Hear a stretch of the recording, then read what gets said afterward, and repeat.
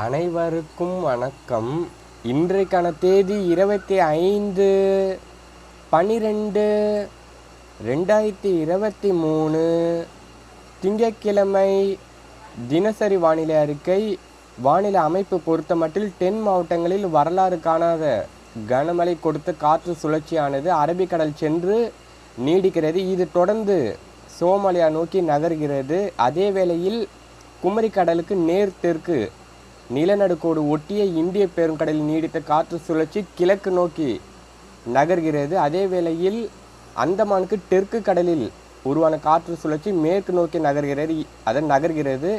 இருவேறு நிகழ்வுகளும் நீண்ட சுழற்சியாக தற்சமயம் நீடிக்கிறது. இது நாளை இருவேறு நிகழ்வுகளும் முற்றிலுமாக ஒன்றிணைய சாதக சூழல் தென்படுகிறது. அதே போல இந்திய பெருங்கடலுக்கு இந்திய பெருங்கடல் குமரி கடலுக்கு நேர் தெற்கு பகுதியில் புதிய காற்று சுழற்சி நீடிக்கிறது. இது 27ஆம் தேதி வாக்கில் இருவேறு நிகழ்வுகளும் தற்சமயம் நாளைய தினம் இருவேறு நிகழ்வுகளும் இணைந்த சுழற்சியாக நீடிக்கும். 27ஆம் தேதி வாக்கில் இருவேறு நிகழ்வுகளும் இணைந்த சுழற்சியும் குமரி கடலுக்கு நேர் தெற்கு பகுதியில் உருவான சுழற்சியும் நீண்ட சுழற்சியாக நீடிக்கும் என எதிர்பார்க்கப்படுகிறது. அதே போல் ஒன்றிணைந்து அரபிக்கடல் சென்று தற்சமயம் ஜனவரி 3ஆம் தேதி வரை நீடிக்கும் என எதிர்பார்க்கப்படுகிறது. குறிப்பாக 28, 29ஆம் தேதி அந்தமானுக்கு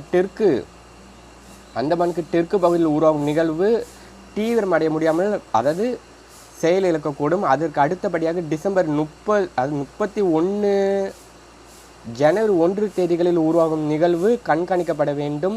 தீவிரம் அடையுமா அல்லது தீவிரம் அடையாதா என தொடர்ந்து தினசரி ஆய்வு செய்து அறிக்கை வழங்கப்படும். அதே போல் டிசம்பர் 25 முதல் இன்று முதல் ஜனவரி 2 வரை கடல் சார்ந்த நிகழ்வுகள் தாக்கும் எவ்வாறு இருக்கும் என பொறுத்தமட்டில் அரபிக்கடல் மற்றும் அதனை ஒட்டிய இந்திய பெருங்கடலில் ராஸ்பி அலைவு மற்றும் MJO நீடிக்கும். அதே போல் அந்தமான் ஒட்டிய வங்கக்கடல் பகுதியில் ராஸ்பி அலைவின் தாக்கம் இருக்கக்கூடும். இதன் காரணமாக பருவமழை வலுவடையக்கூடும். மாத இறுதியில் வலுவடையும் பருவமழை. வானிலை எதிர்பார்ப்புகள் பொறுத்தமட்டில் கிழக்கு திசை காற்று காரணமாக தமிழகம் மற்றும் புதுச்சேரியில் மழைக்கு வாய்ப்பு தென்படுகிறது. கிழக்கு திசை வானிலை எதிர்பார்ப்புகள் பொறுத்தமட்டில் கிழக்கு திசை காற்று காரணமாக தமிழகம் மற்றும் புதுச்சேரியில் மழைக்கு வாய்ப்பு தென்படுகிறது.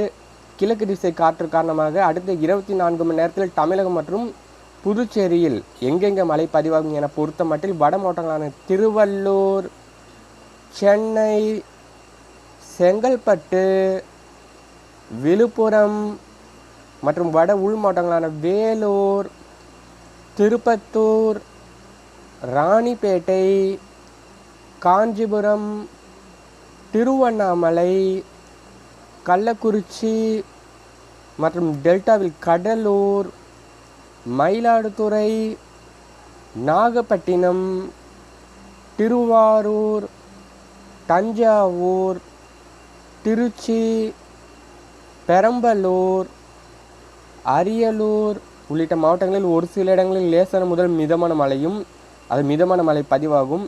ஆங்காங்கே ஓரிடங்களில் கனமழை பதிவாகக்கூடும். ஆங்காங்கே கனமழைக்கு வாய்ப்பு தென்படுகிறது. குறிப்பாக கொங்கு மாவட்டங்கள் பொறுத்தமட்டில் நீலகிரி, கோயம்புத்தூர், திருப்பூர், ஈரோடு, நாமக்கல், சேலம், தர்மபுரி, கிருஷ்ணகிரி, கரூர், திண்டுக்கல் மாவட்டங்களில் லேசான முதல் மிதமான மழை பதிவாகும்.